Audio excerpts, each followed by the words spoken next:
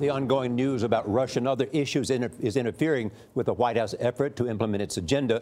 President Trump goes to Cincinnati this morning to promote his plan to improve America's infrastructure. Cohn is director of the National Planning Council. He joins us now from the White House. Good morning. Good morning, Charlie. How much of a threat is the focus on the Russian probe to the president's domestic agenda, including health care, tax reform, and infrastructure? Look, Charlie, we're here to implement the president's agenda. The president ran on a pro-economic growth, pro-job creation agenda.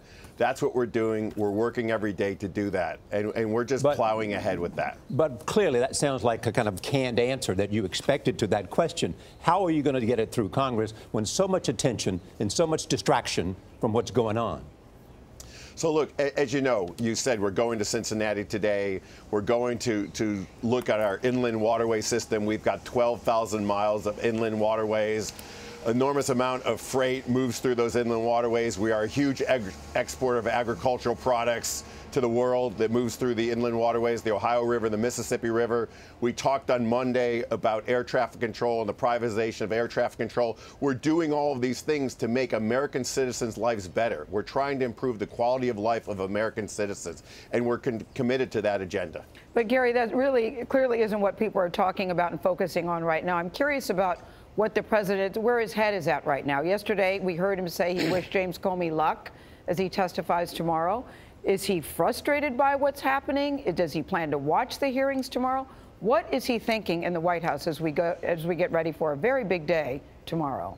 So on tomorrow's agenda, I've got the president booked up on a bunch of infrastructure projects. We've got a bunch of mayors and governors in, bipartisan group in talking about infrastructure tomorrow. This is Infrastructure Week. Every day we're working on different infrastructure projects. Remember, infrastructure affects every American citizen. It's mothers taking their kids to school. It's people going to work. It's kids flying home from college.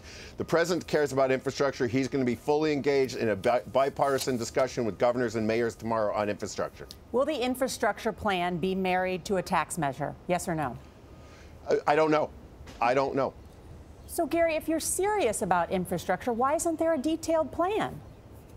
We will have a detailed plan. Think of what we've done already this week. We announced a privatization of the air traffic control system, one of the most important assets in the United States. We did that without a bill. We sent a recommendation to Congress, both the Senate and the House, to put air traffic control system into a private non-profit company.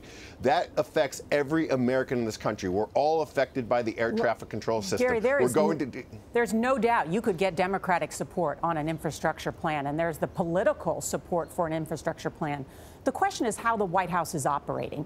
And whether you're doing all those steps to actually get something done. Senator Tom Carper is the top Democrat that you should be working with on an infrastructure plan. He says there's been virtually no outreach at all from the White House.